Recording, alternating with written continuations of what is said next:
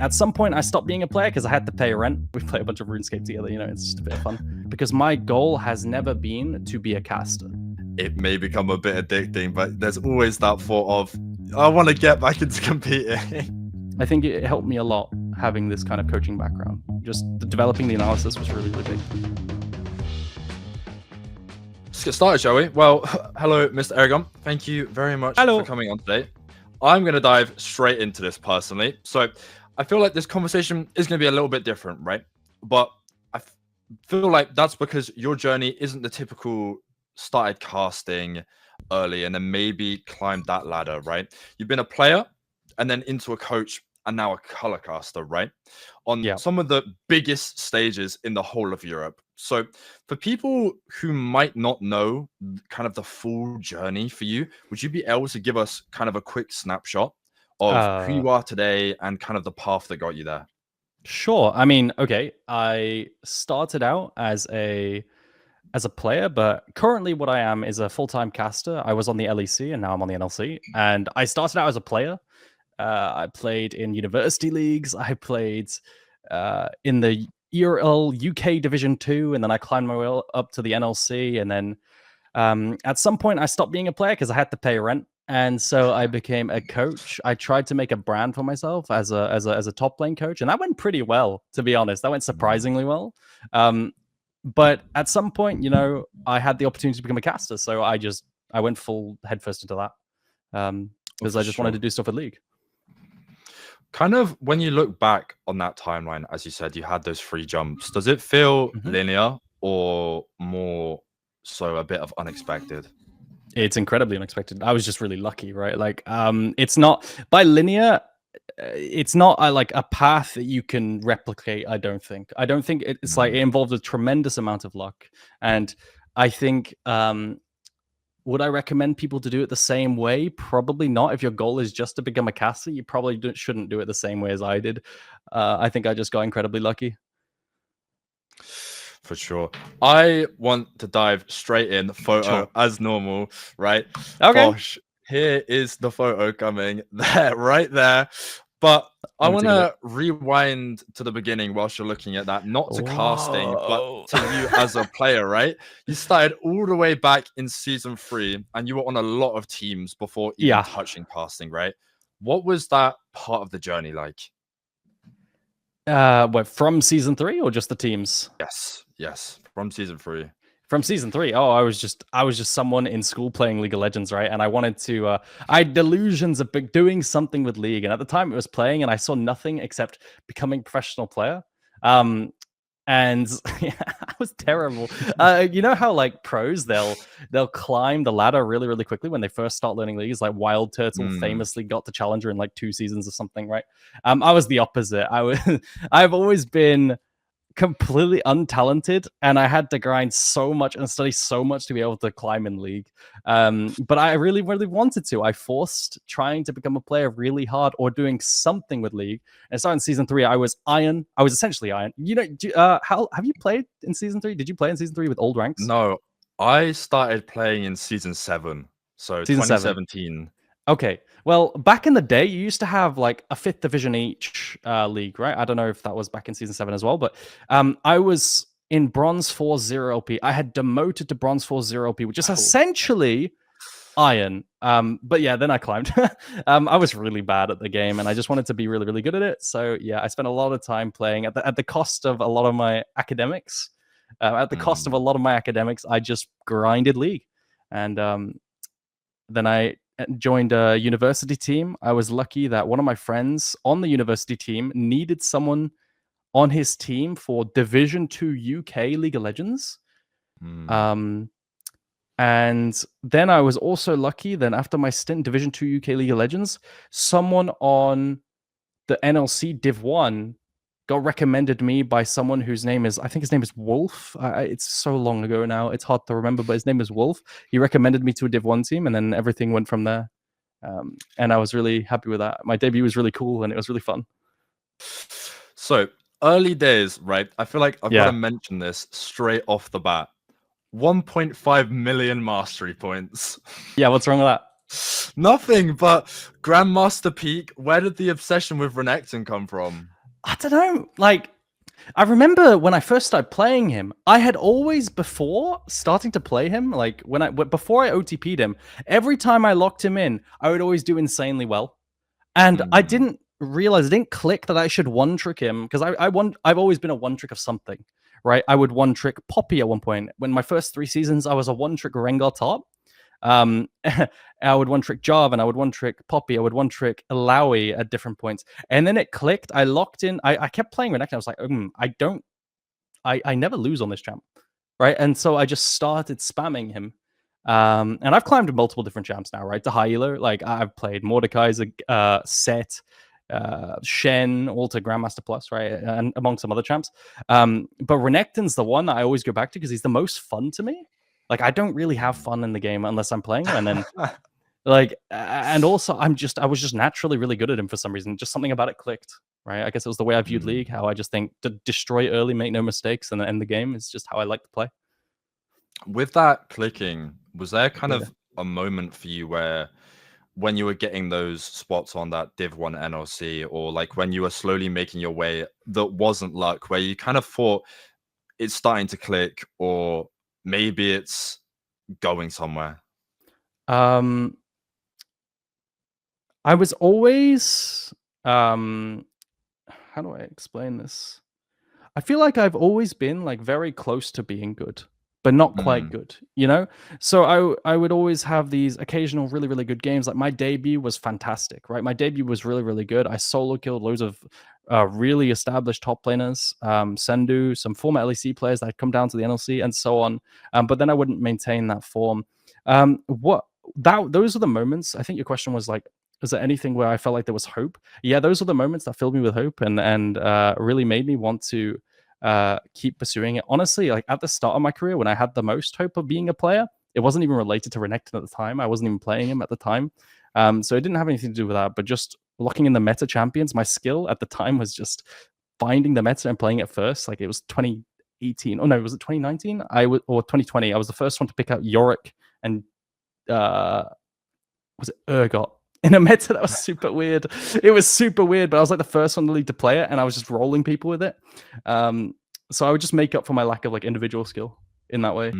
But that was where I had hope right at the start of splits, and then also like every single time I would play division in the UK LC, right, which is the NLC equivalent. At the time, I would get first regular season, but I would never ever win the playoffs every single time. So annoying. But yeah, that's those are the moments I had hope. But I knew I would never hit EMEA Masters, which is why after a while I was like, all right, it's done, you know. And now I'm all right. I'm all right with it. I'm content with it. At some point in my life, I remember thinking to myself, like, I can't envision a future for myself without playing League as a full-time career. And now I do other things with League, and I'm really happy with it. Honestly, I wouldn't trade it away. Honestly, I'm kind of jealous about the Grandmaster Peak on various champions. I haven't even hit it once, so I'm a little jealous. But surrounding teams, right? I want to bring up a little bit of a memory to you. Okay. MNM. Oh, goated. You were on it around the same time as Jamada, right?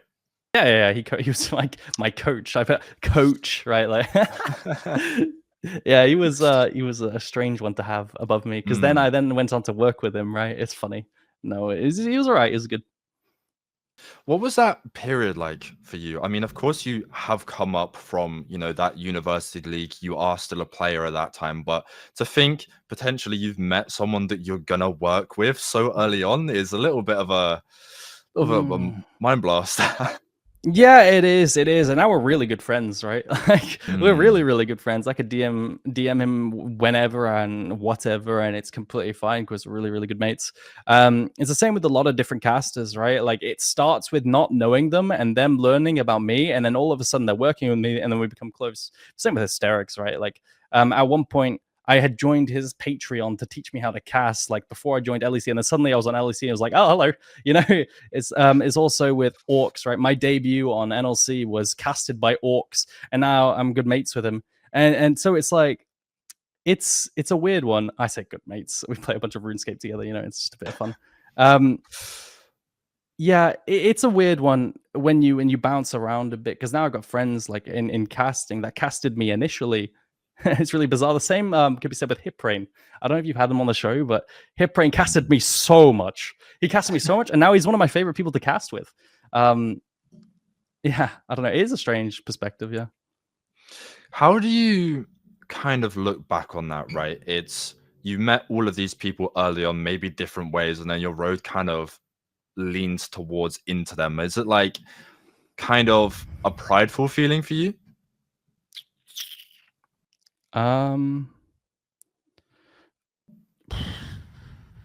So what do you mean? As in like I've joined them in a way Yeah. Feels after like doing something before. feels like you kind of made it in a way. Yeah, I mean, I'm very proud of how far I got. I think I got extremely far in an extremely quick period of time. Naturally, like a lot of this was down to luck, like I said, but I also worked really hard, right? On top of being extremely lucky, I fucking grinded. I grinded so hard in terms of like studying the game, right? To Mm. make sure that like whenever I hit the next stage, I'd be ready for it. That was something that was really, really big. And I am proud of that, right? I feel like I did a lot to be ready. For example, at the LEC, I had a year and a half to prep, right? After being just a top laner, like never really making it to the big leagues in terms of playing, I just had to become a full-time caster in a year and a half, right? Without any casting experience. And I'm really, really, yeah, I'm really proud of that. Yeah, honestly, I remember when I was doing a bit of research, it was like you went from NLC. It's like, how has Yeah. he got to NLC in the first place? I was a bit confused when I was trying to do the Yeah. research, but honestly, making that jump in a year and a half is actually really impressive. But I want to keep on going back at this current stage, right? Around 2021 is when Sure. you made that jump to coaching, right? I remember seeing some of those how to freeze a wave in top lane videos. Classic. Yeah, Yeah. I remember watching that being like, what's a wave state? I'm so confused. But kind of take me to that decision apart from paying rent in a way. What kind of put you in the driver's seat to, I'm going to pursue coaching now instead? I think I'm just really stubborn. And this is okay, look, the reality is I don't know what the word for it is. It's a lot less God, my vocabulary is failing me. It's going to be a lot less impressive to people and a lot less like seemingly less passionate, because my goal has never been to be a caster. Mm, And it just never has been. My goal all my life was to do something with League.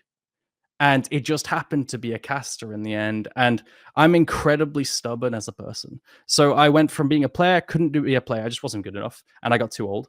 And then what else can I do? Well, I tried to force doing something with League and being a coach, right? I didn't choose being a coach. I just did it because it was the only option left. And then I really figured out everything that it took to do that. And I coached for 3 years, I think. I think I just did it wow. nonstop, like just nonstop coaching. I had like a Discord of 2,000 people, because what I would do, the formula I had, and everyone always asked me this. Everyone always asked me this because I became like the biggest top lane coach in Europe, I think, at one point in terms of positional. I don't know how that happened.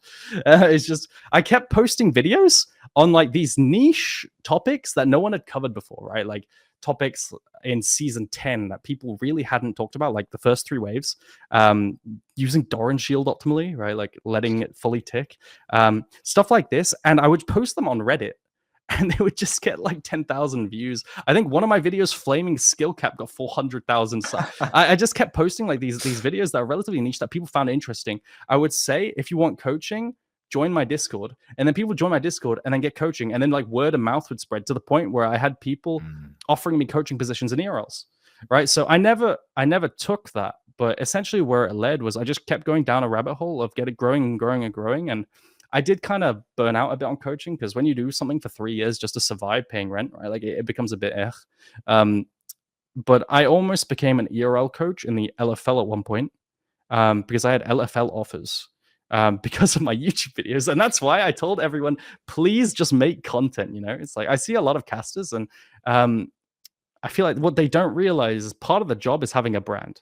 And all they do is they rock up to whatever cast that they have. They rock up to whatever cast they have, cast, and leave. And the in-between time is where everyone forgets about you until your next cast. And then it's just not enough to stand out. It's like the biggest thing, if you look at everyone on a major broadcast, their brand is huge, right? Like their brand is really, really big. And that's why, I'm back to making videos. I'm back to streaming really regularly because it's super, super important. I don't remember what the original question was here. That's honestly fine. I mean, Yeah. we're just Sorry, I'm a going off. yapper.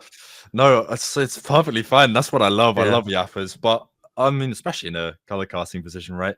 Yeah. But when you were swapping to that 3 years of coaching, and it was like a kind of a brand new door opening, did you feel, I'm gonna say, a little bit of an imposter syndrome? Like you had to Oh yeah. kind of prove yourself all over again? Yeah. Every single time though. Every single time. Mm.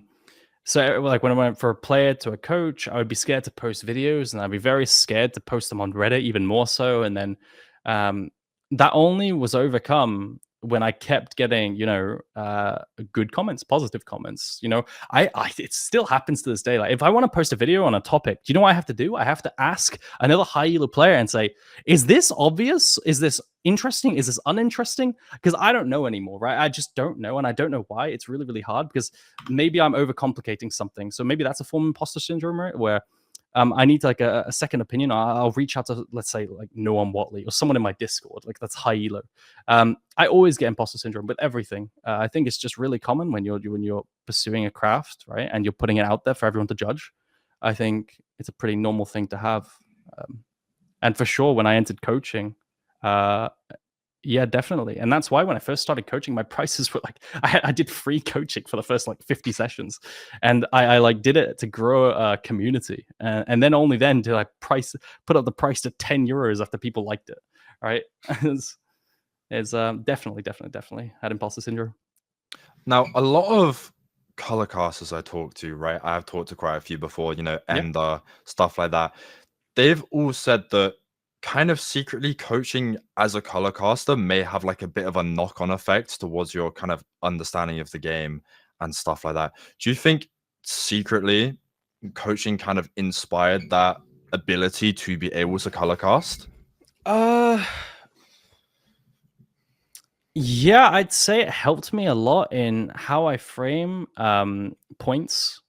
Right. I think how I frame points really, really improved when you're talking, when you're doing 3 coaching sessions a day and you've got to come up with the most impactful thing that you can give to someone in a given hour based on what you're seeing in the moment. I think that really helps you learn to articulate points. And I think I've always had quite a good ability to just yap and speak clearly. And I think that's a good advantage I had, but definitely coaching helped. Coaching helped a lot. My understanding of the game, I had to push the boundaries of my understanding because, like I said, right, I was coming up with concepts to post as videos. And to do that, I needed to improve my game understanding, which then it helped me cast, right? Because I had niche ideas coming in that I could articulate. And I thought of before. So for sure, absolutely, for sure, because I just had to learn so much for it. Now, I know some coaches still like to play the game, right? When you were coaching, did it, from coming up to a player, get rid of that competitive scratch kind of in the back of your head being like, I still want to compete? Or were you kind of set on coaching? I think for a while, I probably still wanted to compete, right? I mean, I probably did want to compete for a while. In the back of my head, I still am. Like before, like, honestly, I still am a competitor, right? Like I like nothing more than just grinding solo queue. If I had to, and this is just complete honesty, right? Like if I had a choice, if I could just grind League of Legends for the rest of my life, have no obligations, I'd take that off. I would take that off because I just love League. I love playing the game, and above all, like understanding and developing my understanding and getting better at this game is what I love to do. It helps that ties in with having a career in it, right? But like you can tell, I play this game every season. Like every season I hit Aila. Right now I'm on a grind, right? For the past 2.5 weeks, I have been spamming the shit out of this game, right? I've been playing non-stop League. I think I've played, I don't know, 100 games. Oh, wow. It's just absolutely spamming. But yeah, for sure. No. I think your point was what was your point again? God, I have no idea. Scratching that competitive. Scratching the competitive itch. Yeah, I think I was playing League alongside coaching, and I don't think it ever scratched the itch on its own. And I think I still have the itch to perform, or like compete. I'm sure if I joined a team, something that Medic did was he joined like a Div 2 German team or something, right? Like a Div 3 or something like this. And I'm sure if I did that, I would get so addicted and I wouldn't want to do anything else. So I just can't afford to. I just can't. Honestly, I feel like when it comes to improving your understanding of the game, getting stuck in like the mud in a sense is one of the best ways to do it. I mean, I know from a color casting point, it may become a bit addicting, but there's always that thought of, I want to get back into competing. Yeah, no, I'm hyper competitive. I get so addicted to everything. I just know it would be a mistake, but yeah, no, for sure. So I think a general consensus of the kind of the journey you've had is kind of leapfroggy in a moment. So when you were coaching, let's say you had that 3 years, was casting ever something you had like thought wise, or was it generally just I mean, I think I thought about it like once or twice, just off the top of my head. I remember just having conversation with Jamada and just thinking, this sounds pretty good, because at the time casting was huge, right? Like you had a billion different casts that you could like a broadcast that you could join. EMEA Masters was a huge event, right? They would bring on like a list of talent that was like 12 people and 2 pages, and then NLC paid massively. Like there was so many different things that you could join the LPL at a broadcast that I was like, maybe I should try get into that, because again, I was aware that I think I have a quite clear voice. I was aware, like when I was younger, and this sounds really stupid and it's quite coincidental, but I had a few people that when I was growing up telling me, "Oh, you have a radio voice," which sounds really like, I know I'm trying not to. That's not what I'm doing. I'm just saying, like in my head, I had these kind of contributions from other people, which made me think, yeah, maybe I could do this. Maybe I could try and do this, but never seriously. Never seriously to get into it, because it would be a whole new skill and it's hard, man. Right? Yeah, casting is most definitely something that I think is hard to get into, especially in your position where you had like a year and a half to kind of learn the craft that it is. And trust me, it's definitely a craft that is very difficult. Yeah, it is. But coming from that coaching point into casting, do you think having that background, 3 years of it, kind of gave you an upper edge compared to more upcoming people? Yeah. I think well, the only reason that I got my opportunity that I did was because I posted videos, right? And the person, Cajal, reached out and he gave me the opportunity because I had a video that he liked on Darius and Renekton. And if I hadn't been posting content, then I wouldn't have got the opportunity, which was, again, really lucky.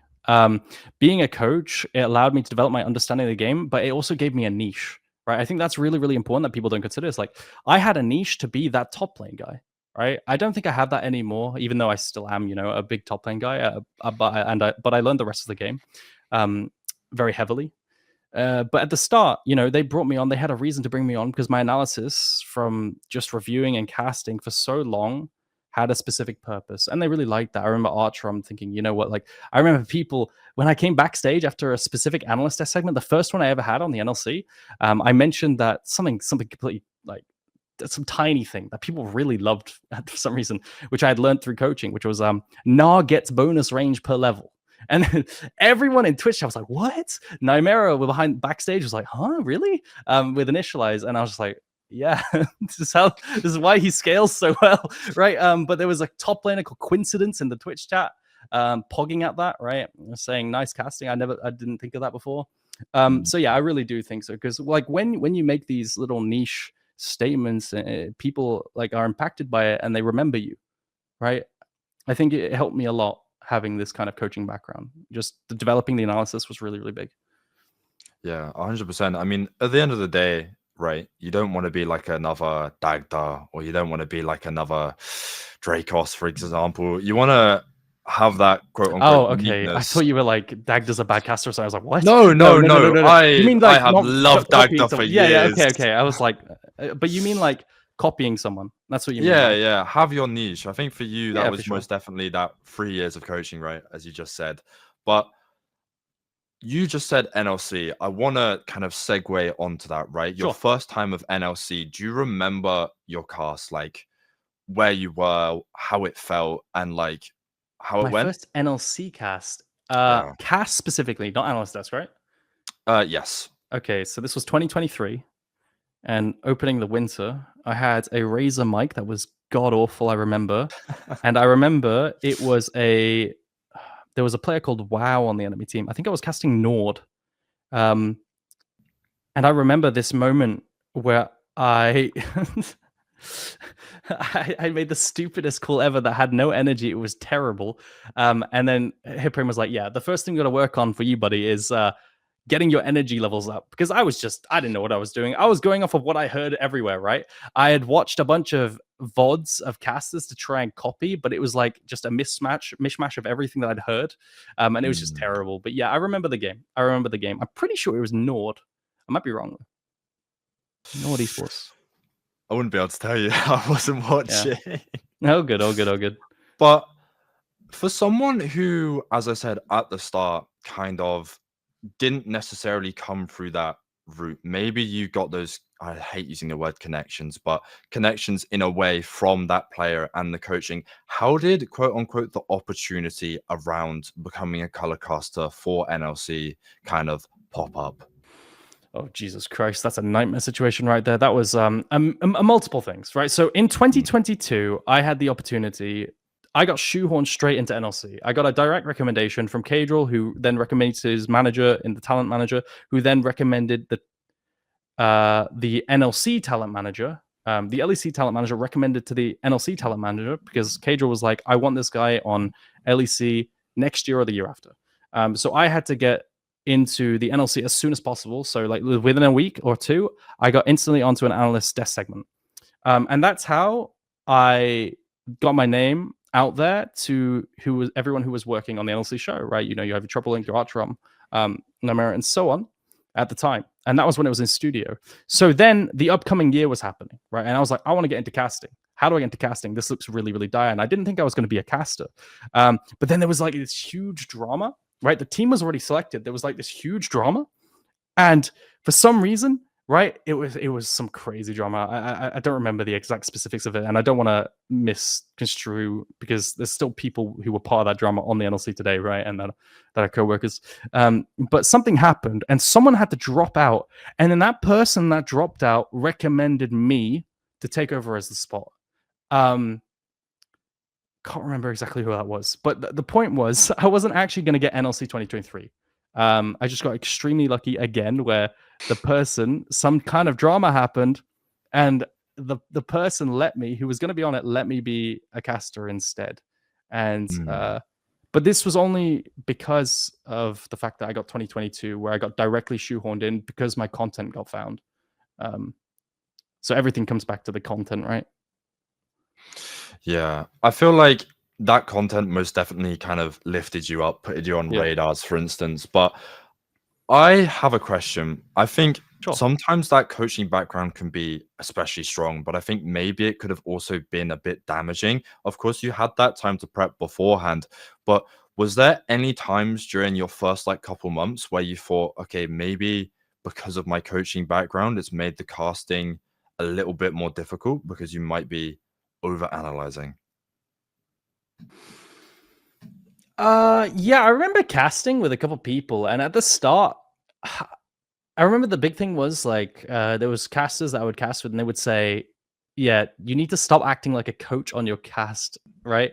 It's not supposed to be like an educational teacher moment, right?" And I remember hearing that. I can't remember who it was exactly. It was one of the play-by-plays for the NLC at the time, and I got the feedback. I was like, "Okay, well, that's problematic because all I know is the game."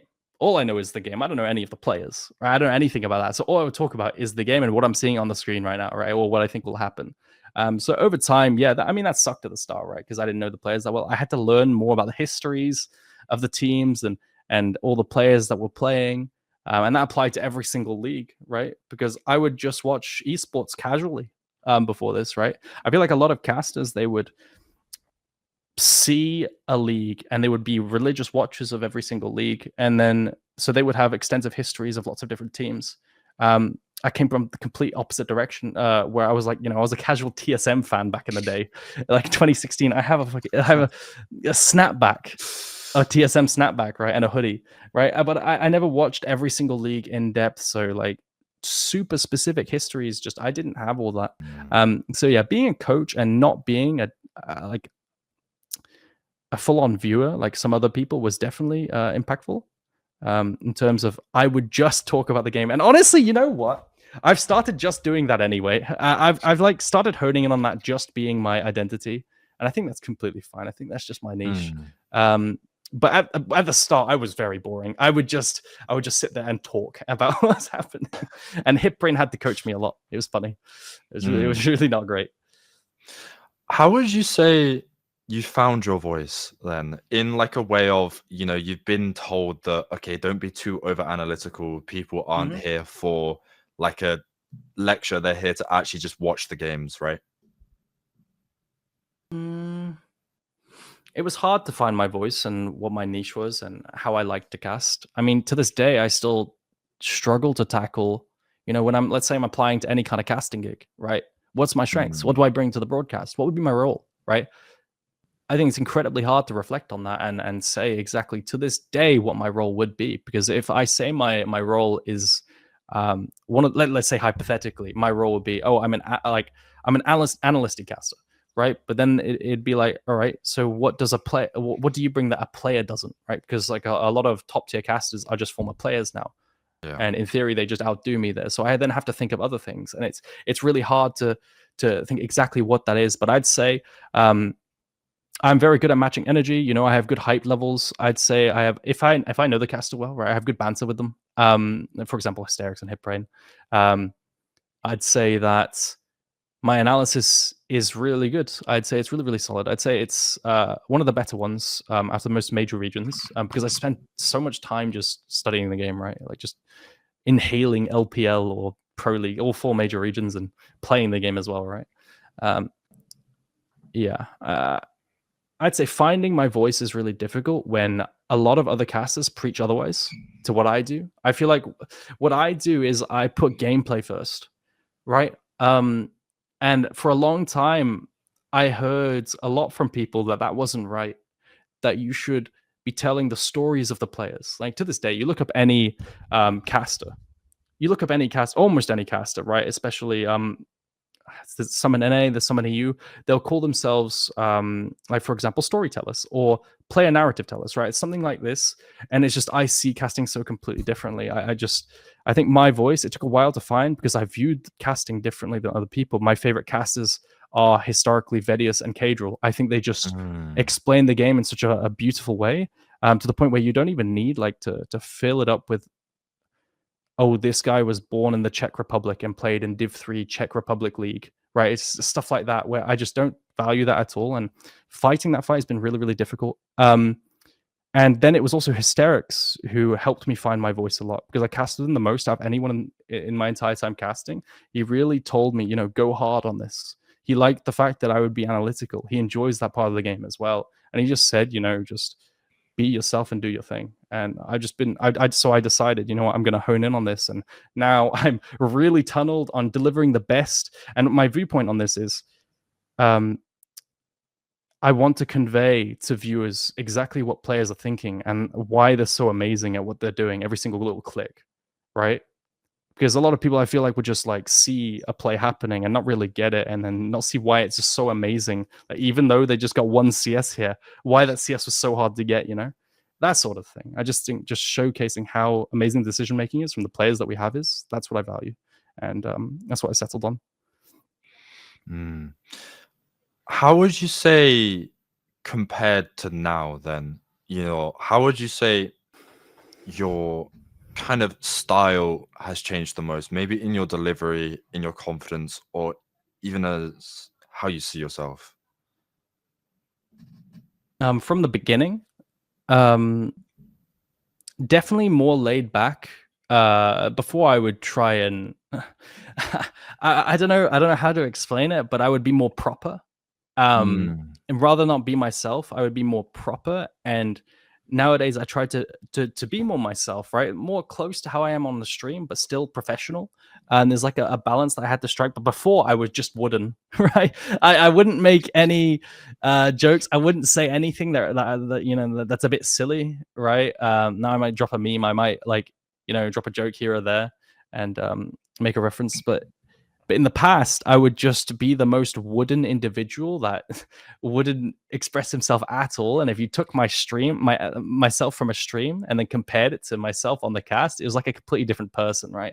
I think just bridging the gap to be more myself was a really big thing. But of course, it still has to be different, right? Like you need an etiquette of the way you speak. Yeah. I really like that answer. I'm going to be so honest. Yeah. I know never casting with hysterics, but as someone who's got some advice from him, I mean, of course, he's been on the show before, right? And I've got some advice, a lot about diaphragm breathing from Mr. Hysterics to me.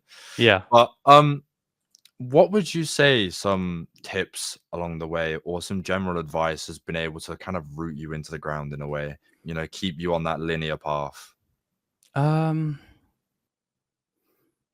Advice. My biggest role model, I'd say, and the one I talk to, like in terms, the person I respect the absolute most in terms of, the person that's guided me the most in color casting is absolutely Vedius. I think Vedius has given me the most feedback. That's been fantastic. This guy is so good, right? This guy, if you just listen to Vedius's delivery, like the way that he can capture, how some people they talk and they can just capture the room with a sudden change in intonation or tone. Like the way he talks is some of like the best that I've ever heard. Right, even just on the analyst desk the other day, right, at LEC finals, just listening to him talk on an analyst desk segment, the way he's really good at it, right? And some of the stuff that he would do to try and get me to be more confident. This always stuck with me, right? So let me show you. Right, so he would when I was tri-casting with him, he would tell me to get more energy because I would pick. So there would be a massive call from, let's say, hysterics or medic. He'd be yelling something huge happened on the LEC, and then Vedius would be encouraging me to go take off of the call. And you know how when you're casting, you have to match the energy as a color caster. You have to match the energy of the play-by-play, right? So I would have to match the energy that medic just put out, right? He's screaming his lungs out, and Vedius would be in the corner going like this, and now. To get the energy level, and that would hype me up, right, in the moment. And now, anytime I'm casting, right, for the longest time, anytime I was casting, I had him in the corner of my brain doing this. Anytime there was like a hype moment, just lifting up his hands, and it lived rent free in my head. I could see him in the corner anytime I was picking up energy from a play-by-play, and that's probably the most noteworthy bit of advice that anyone gave me. He also did stuff like made me shout in an open yard. Just to give myself some confidence. But no, Vedi for sure. There's a lot of different anecdotes that I have, but the biggest one is him raising his arms continuously to get my energy levels up. But it's like I like to say it's like the David Attenborough of color casting in a way. Yeah. That man, you just listen to him and he's like, oh, I could listen to that color casting all day. But for someone who you had not that long of time to prep, right? I mean, compared to like other casters who come from so young and even like casting other games compared, that's a huge jump, especially in that kind of short period time. So what was that like for you? What, like just the straight up jump each time? Yeah, the straight jump from like NLC straight to LEC, and that kind of division jump from Division 2 to Tier 1 of like thousands of people watching. It was every single time. Whenever you do anything, it's just incredibly nerve-wracking for the first few times on LEC for sure. I remember like the first time I jumped LEC, my first day, I sat down, and I mean it's just a little story, right? But I sat down at the analyst desk after they did like a little WWE intro for me walking in, right? And they were like, Jake was like, oh, here he comes, Eragon, right? And I sat down and Law said hello. I said hello and stuff like this. And suddenly I couldn't think, right? Like, because I had no stage experience. I had nothing like this experience. The jump was just ridiculous, right? Honestly, it was just a throw you in the deep end and see if you could swim. And I remember completely blanking. I forgot who was playing. I had over prepared so hard, right? When it comes to these casts, I would do whole Excel documents. I have so many spreadsheets of notes before each cast, right? At that time, especially because I would just over prepared to compensate for being not that great, right? And I had prepared so much, but I forgot who was playing. And I remember I said, "Oh yeah, it's Rogue versus who's the team again?" Right? And I completely blanked, and it was just awful. And then I remember afterwards, kind of panicking, right?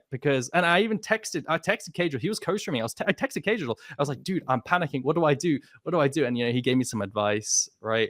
Something to do with breathing. I can't remember exactly what it was, but it really, really helped. But my point is, right? Each jump was so quick. In a way, it's a good thing. I don't think I was ready for LEC though, but in a way, it was a good thing because it made the last thing feel really easy again, right? I joined NLC now, right, this summer, and it's complete breeze. It's a walk in the park. I have zero nerves, and it's just a bunch of fun, right? But every single time that I did anything for the first time, and everything was for the first time, it was very difficult. It was extremely difficult, yeah. I think it's really impressive though. Like, even though it's quote unquote difficult, going from that jump to like straight into NLC with that, not super high quality mic, then straight to LEC in front of thousands, back to NLC. But in my opinion, there's one missing bit, and that's the LPL.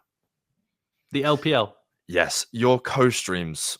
How do those experiences kind of compare, and what did they kind of teach you in a way about your style or even your adaptability as a caster?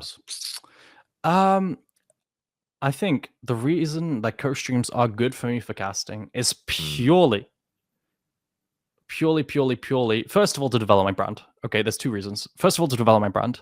More people know me. I developed myself as an LPL caster, which then can get me gigs. And also just being more popular in general makes you more desirable in a lot of broadcast sites because they want more desirable people. More popular people. That's the big thing. And that's why you stream regularly as a caster, right? That's why TroubleLink streams. That's why I stream. That's why so many casters stream Nightmare, right? And so on, initialize. Because brand is very important. But secondly, it's because it refines my analysis. The big thing that LPL does is that I now have very, very good muscle memory of, for example, how a draft will go. I have every single OP. I have a spreadsheet of what I think the OPs are, and I could draw back to in the middle of a cast. And I could go, this champion, this champion, this champion, this champion, this champion. And if I'm ever on an international event, I can draw up on, because I've watched so much LPL now, a history of the players, right? As well. But the biggest thing is for sure analysis, right? I just did a very, very important cast a few days ago. Can't quite disclose, but I did a very important cast, and I was like, able to make a lot of really important comments on that cast for draft. And I would never have been able to do if I had not done this year's LPL casting. LPL co-streaming, right? It just helps so much. You can't replicate draft predictions through copying someone else. You have to live drafts, right? It's really important to be able to build the muscle memory of pattern recognition when it comes to drafts, so you know what people are thinking and knowing why. I feel like draft is something that's so iconic in League that maybe not as many other games have, that has such an impact, especially with League, that it's so important to be able to have that pattern recognition in a way. It's so hard, right? Because sorry to cut you off. It's just like no, it's fine. The way I view it, right, is that there are, is it 170 champions now? There are like 170, something like that. I'll find the number. Yeah, it's something like that. And every single champion has very dedicated mains. So if you ever make a wrong comment about this champion, because I've heard casters, like naming no names, but very, very good casters make a wrong comment about Renekton, and I'm like, maybe this guy's not so great, even though I know they're fantastic, right? It's just the level of understanding for League. If you're not consuming it all the time, you are going to drop a wrong comment about someone's champion, and then they're going to dislike you. So you just have to make sure you get everything right all the time. And League has just a ridiculous amount of knowledge, right? Especially in terms of champions. Yeah, it's ridiculous. Yeah. 171. 171. Yeah, no, it's so close. It's so easy to drop some wrong information, and someone's like, it still happens to me, right? I'll say something wrong about a champion, like, yeah, actually, and that's completely fine. But it just goes to show, you can make someone dislike your casting very fast if you're not hyper fixated on understanding every single champion in the game to a decent level where you can say their strengths and weaknesses, what they like playing with, what they don't like playing with, what they don't like playing against, what they do like playing against, stuff like this, right? And compositional synergies. It's really, really important in that way to just inundate yourself with League permanently. It's really, really important. I feel like that ties so well back into coaching, though, because of course, if you come from coaching, then draft is one of those things where it's literally the first step in a game.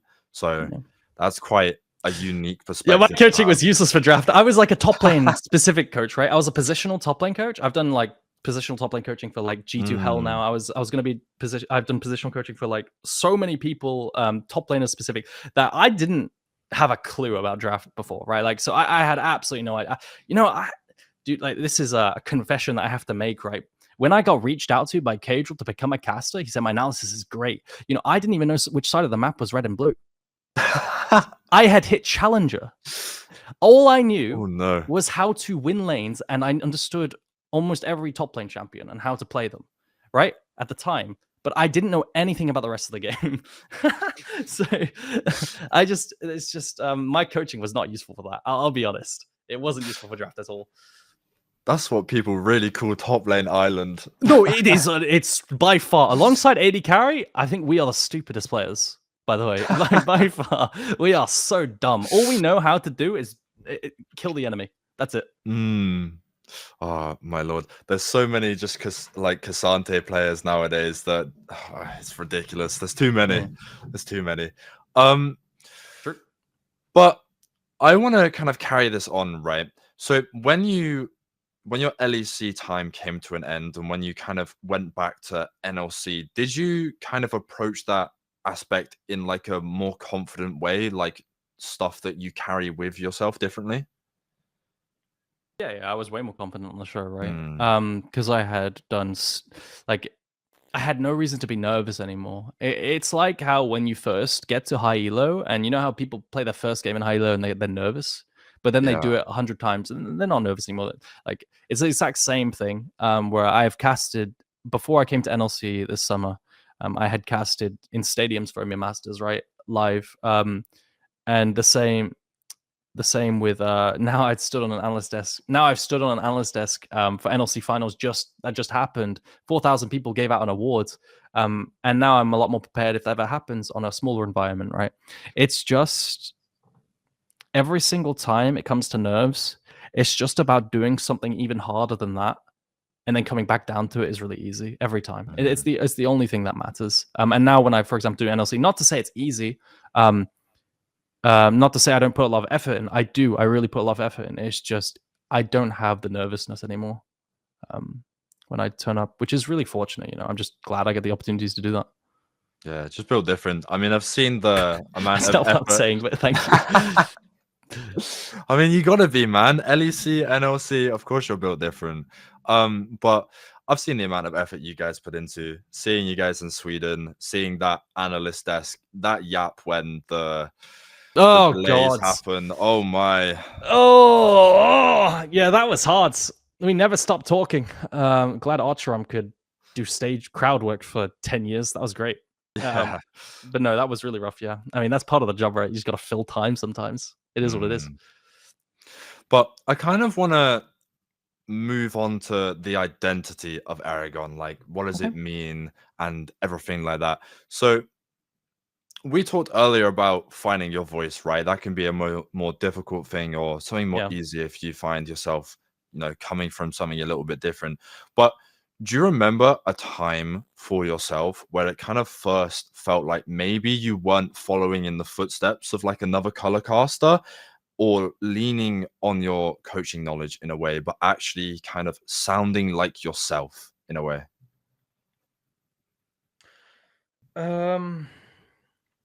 That's really hard.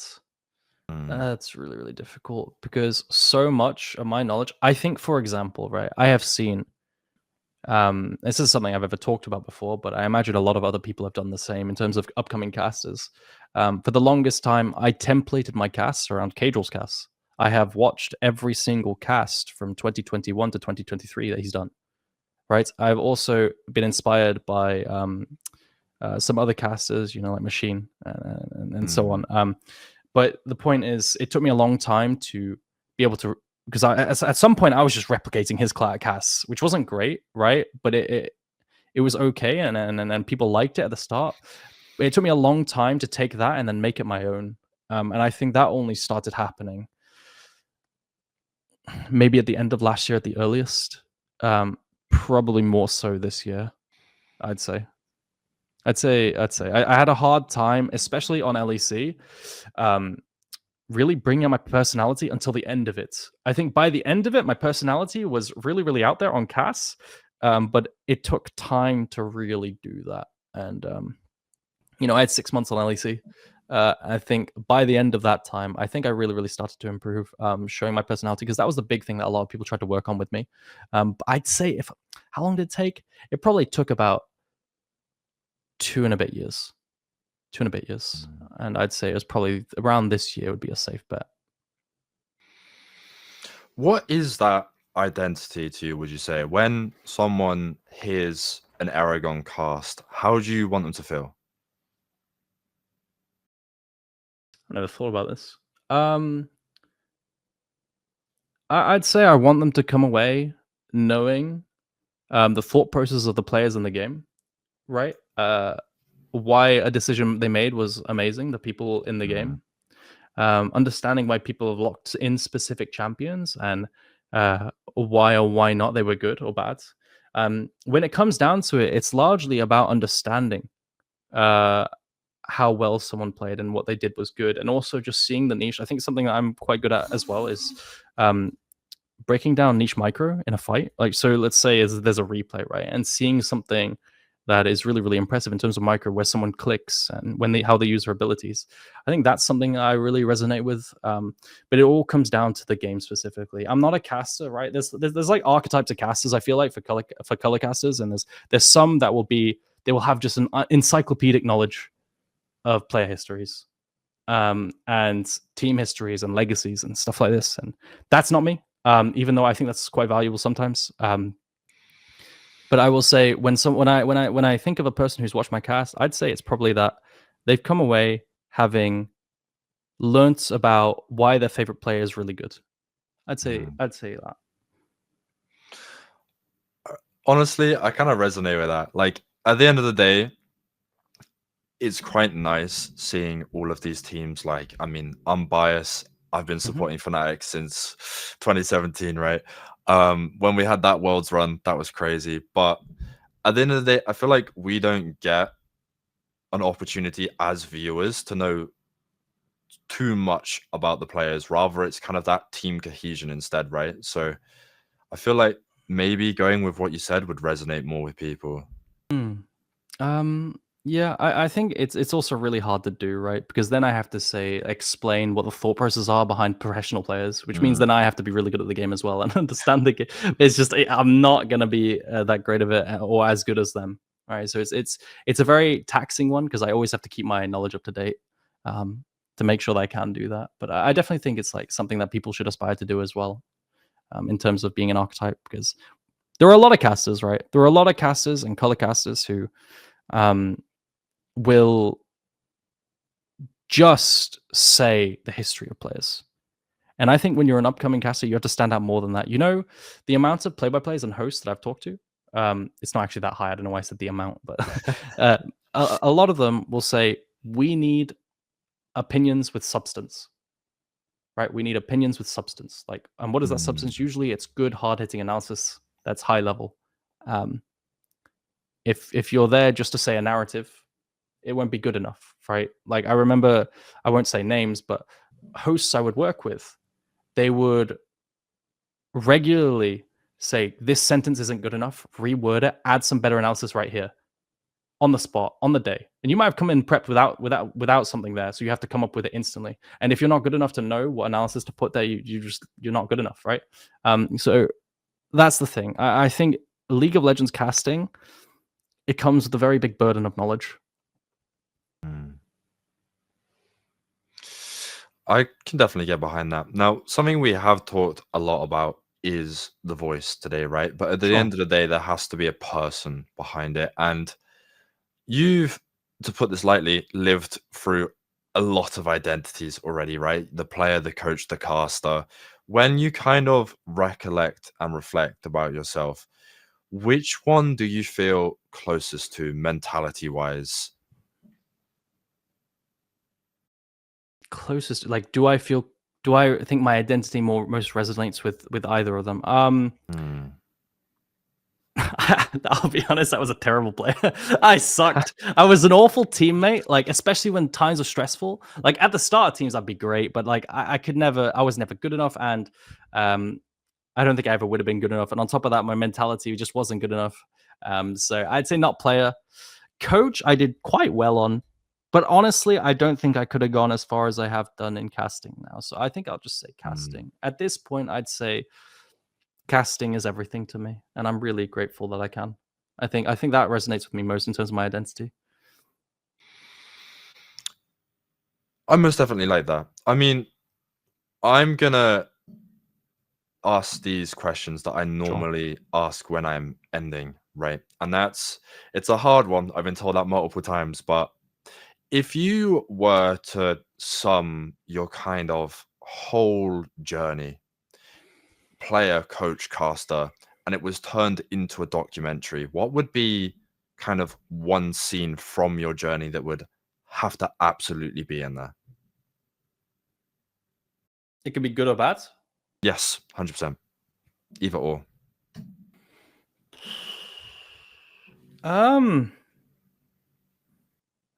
The moment I read the text that I got over Twitter from Cadrel, because I was kind of just jumping up and down, right?